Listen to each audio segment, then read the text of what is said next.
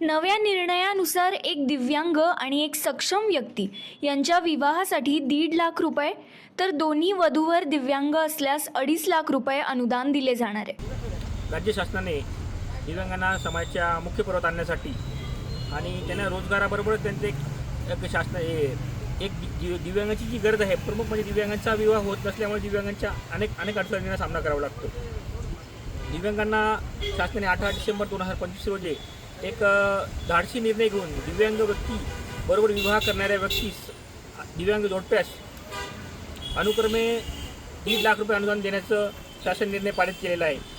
जो दिव्यांग व्यक्तीबरोबर विवाह करेल त्या व्यक्तींना 1.5 लाख रुपये अनुदान शासनामार्फत देण्यात येणार आहे। अनुदानाची रक्कम पती पत्नीच्या संयुक्त बँक खात्यात जमा केली जाणार असून त्यातील 50% रक्कम 5 वर्षांसाठी मुदत ठेवीत ठेवली जाईल।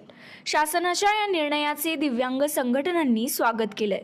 प्रतिनिधी नितीन चंद्र मोरे।